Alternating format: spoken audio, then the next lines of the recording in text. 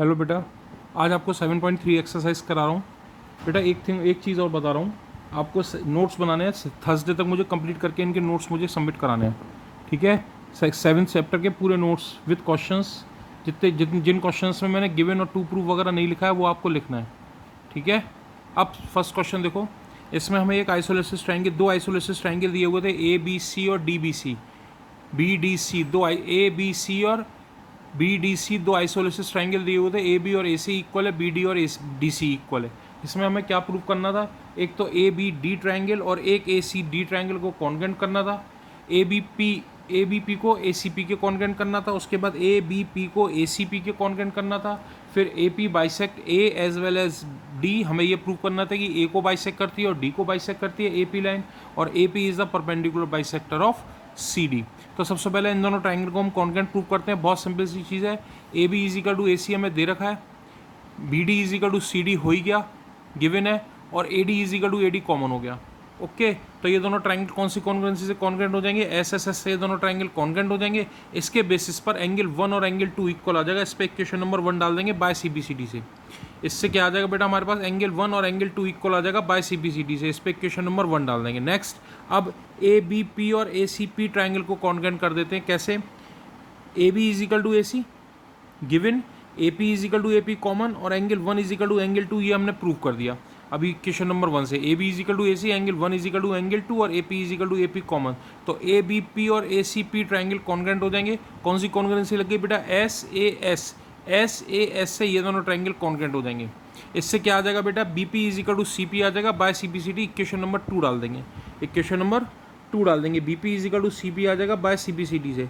इस पर equation number क्या डाल देंगे बेटा, 2 डाल देंगे। नेक्स्ट, अब ये दोनों ट्रायंगल हम कॉन्ग्रेंट प्रूव कर लेते हैं। कौन कौन से, बी डी पी और सी डी पी ट्रायंगल को हम कॉन्ग्रेंट प्रूव कर लेते हैं। कौन कौन से ट्रायंगल ले लेते हैं बेटा, बी डी पी और सी डी पी को कॉन्ग्रेंट प्रूव करते हैं। कैसे, B D is equal to C D तो है ही, D P is equal to D P common हो गया, B P is equal to C P हो गया by equation 2, B P is equal to C P हो गया by equation 2। ये दोनों ट्रायंगल भी आपस में कॉन्ग्रेंट प्रूव हो जाएंगे। इससे क्या आ जाएगा बेटा, एंगल 3 और एंगल 4 आपस में इक्वल आ जाएगा। क्या आ जाएगा बेटा, एंगल 3 और एंगल 4 आपस में इक्वल आ जाएगा by C B C D से। इस पर इक्वेशन नंबर 3 डाल देते हैं। और एंगल डी पी बी और एंगल डी पी बी, कौन सा एंगल बेटा, डी पी बी और डी पी सी, ये दोनों एंगल्स भी आपस में इक्वल आ जाएंगे by C P C D से।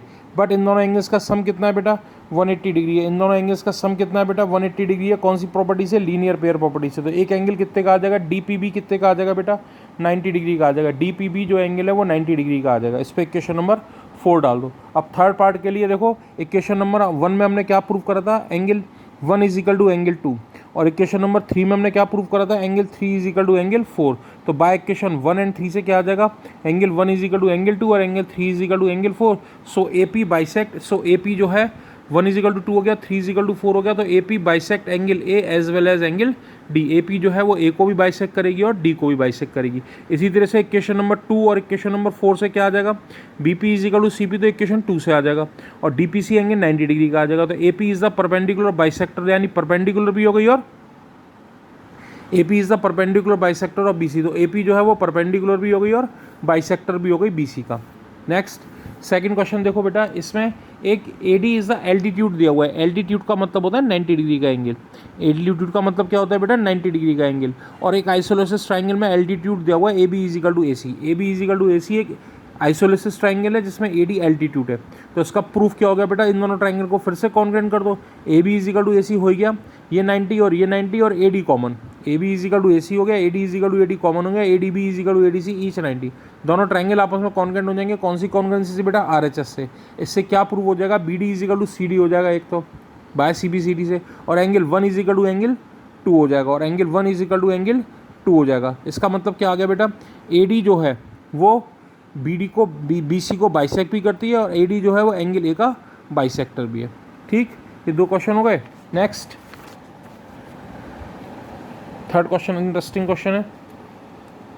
किसी ट्रायंगल की मीडियन क्या होती है, मीडियन होती है किसी भी ट्रायंगल की मीडियन उसको उसके सामने वाली साइड को 2 इक्वल पार्ट में डिवाइड कर देती है। किसी भी ट्रायंगल की मीडियन उसको 2, उसके सामने, ये मीडियन है ए एम और पी एन मीडियन दिए हुए हैं। इसका मतलब एम जो होगा वो बी सी का मिड पॉइंट होगा, क्यू एन जो होगा वो क्यू आर का मिड पॉइंट होगा। ठीक है, मीडियन जो होती है वो किसी भी ट्रायंगल की अपोजिट साइड को 2 इक्वल पार्ट में डिवाइड कर देती है। अब हमें इसमें क्या प्रूव करना है, मैंने स्टेटमेंट भी लिख दिया प्रूफ में, median bisects the opposite side into two equal parts, median divides the opposite side या bisect the opposite side into two equal part. तो B C is equal to Q R हमें given है, तो इनके आधे भी equal हो जाएंगे। B C is equal to Q R बेटा हमें गिवन है, क्वेश्चन पढ़ देना, B C is equal to Q R हमें गिवन है, तो इनके हाफ भी इक्वल होंगे। तो half of B C is equal to half of Q R, B C का हाफ कितना होगा बी एम, और क्यू आर का हाफ कितना होगा क्यू एन। तो B M is equal to Q N हो गया, बाय इक्वेशन नंबर 1 डाल दो, B M is equal to Q N हो गया, इक्वेशन नंबर 1 डाल दो। अब इन दो ट्राइंगल को कॉन्ग्रेंट प्रूव करो, कौन से, ए बी एम और पी क्यू एन को कॉन्ग्रेंट करते हैं। देखो A B is equal to A C हमें, A B is equal to P Q हमें गिवन है, A M is equal to P N हमें गिवन है, और B M is equal to Q N हमने बाय इक्वेशन 1 से prove कर दिया। तो दोनों ट्राइंगल कौन सी कॉन्ग्रेंसी से प्रूव हो गए बेटा, एस एस एस से ये दोनों ट्राइंगल आपस में कॉन्ग्रेंट प्रूव हो जाएंगे, एस एस एस से ये दोनों ट्राइंगल आपस में कॉन्ग्रेंट प्रूव हो जाएंगे। तो angle B is equal to angle Q आ जाएगा by C P C T से, angle B is equal to angle Q आ जाएगा by C B C T से, एंगल बी और एंगल क्यू इक्वल हो जाएगा by C B C T से। अब बड़े वाले ट्राइंगल्स कॉन्ग्रेंट प्रूव कर दो, कौन से, ए बी सी और पी क्यू आर। तो A B is equal to P Q given है, angle B is equal to angle Q हमने प्रूव कर दिया, और B C is equal to Q R हमें गिवन है, ठीक है। Angle B is equal to angle Q by C B C T. अब A B is equal to P Q हमें गिवन है, B C is equal to Q R हमें given है, और angle B is equal to angle Q by equation 2, by equation 2। तो angle triangle A B C जो है वो congruent prove हो जाएगा किसके, पी क्यू आर के by S A S, S A और एस, ये दोनों ट्राइंगल भी आपस में कॉन्ग्रेंट प्रूव हो जाएंगे।